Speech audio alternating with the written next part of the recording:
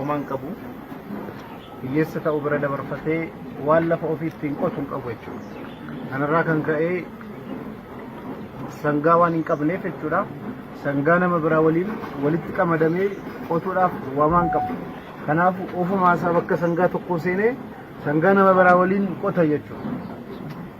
Namni wayii isa argeeni rifate maal namni sangaaf sangaa waliin qamadamee lafa qota malee namaaf sangaa walitti qamadamee hin qotu jechuudha. Kanarraa kan ka'e maal jedhee namichi isa arge maali jedhee gaafateennaan kunis hin darbaa jedhe namichi. Kunis hin darbaa jedhe. Haala kanaan namichi tattaaffii kana keessa dabarfatee bakka guddaa gahee yeroo biraala dhufu namichi inni sila arge bara waggaa muraasaan dura nama tokkoon asitti arge. Namichi sun sangaa waliin of galchee qamadamee waliin lafa qotaa ture. Maal ta'ee dubbiin nama sanaa jennaan hin dhageenyeen bari. Namichi sun jabaatee nama guddaa ta'e mootiin biyya kanaa bari isa ammaa jedheen. Baay'ee rifatee dinqisiifatee nama kanas arguun qaba jedhee itti dhaqe jechuudha. Haala nama kana dhaqee itti arguu yeroo kanatti bakka kanaatti sangaa waliin si lafa qotuun si argee jedhee itti kaaseennaan namichi maal jedhe kunis ni darbaa jedheen. Ala sana sangaa waliin qotaara amma mootii biyyaati kunis hin darbaa jedhe. Yeroo biraa ammas namichi kun deemee yeroo ni deebi'ee dhufu namichi sun du'ee mootummaan sun harkaa fudhatame namichi sun qabarameera jechuudha. Qabrii isaa bakka inni itti awwaalameen dhaqee daawwadha jedhee ala ni dhaqee ilaalu qabrii isaa irrattis maaltu barreeffame kunis ni darbaa kan jedhu irratti barreeffamee jira.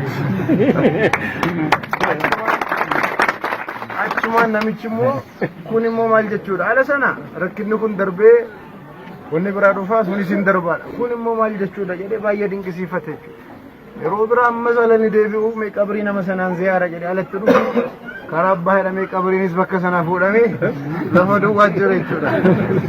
Jirama kana keessatti gaaf duraa sangaa waliin qotaa ture. Achiin booda mootii biyyaa ta'e. Achiin booda immoo awwaalamee qabrii keessa seene. Achiin booda immoo qabriin sun karaatti ulfamadhamee karaarraa fuudhame jechuudha. Jireenyi biyya lafaa kun haala adda addaatti jijjiiramaa jiraata jechuudha. Kana hubachuun barbaachisaadha. Har'a wanna rakkina ta'e sanitti mul'achuu danda'a. Bor immoo kana kan caalutu dhufa jechuudha. Haala kanaan hamilee keessan jajjabeessuun barbaachisaadha kan jedhu jedha. Asirratti dhaamsan dhaammadhu maalii akka nama mana kana keessa qubatee jirutti maaltu jara barbaachisa kan jedhu waa hedduu isin barbaachisuu danda'a jechuudha. Garuu hamma dandeenyus reefis mana hidhaa waan bahaa jirrus mee warra kanaa kitaaban an barreesse keessa mana hidhaa taa'ee san kitaaba sadii barreesse. Kitaaba sadanuu maxxanfamaniiru. Sadi keessaa kitaabni an barreesse tokko afaan Oromootti kan hiikame jechuudha. Xiqqoo muraasa gara 45 tokko isinii fideera.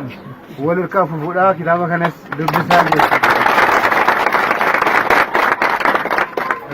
Dabalata irratti asirratti maalan jedhaa anaaf maqaa walla sochiinuu qabsoo akka biyya kanaatti mirga amantaas haa ta'u mirga sabummaas sabaas haa ta'u mirga biyyaas haa ta'u karaa kamiinuu uummanni biyya kanaa hawaasni biyya kanaa sadarkaa tokkotti jijjiiramuu qaba uummanni bilisummaa argachuu qaba kan jedhu namni kallattii adda addaatiin karaa siyaasaatiin karaa amantaatiin karaa adda addaatiin namni qabsaa jira jechuudha.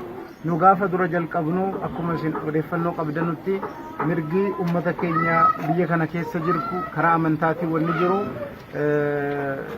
sirraahuu qabaa rakkinni hiikamuu qabaa kan jedhurraa qabsoo godhaa turre. Qabsoo sanaan booda immoo mana hidhaatti seenuu keenyas amma ta'e odeeffannoo hinuma qabdu. Kanaaf maqaa koree fala barbaaddu muslimaa sochoonee waliin hidhamne obboleeyyan keenyan afuran kanaan xiqqoo taatus akka reef mana hidhaatii nama bahu taatus mallaqa bijuu wayi jirti bakka bu'aa keessanitti kennadhaa jechuudha. Sirbuu qarshii 10,000 hedduus miti. Wannuma isin barbaachisu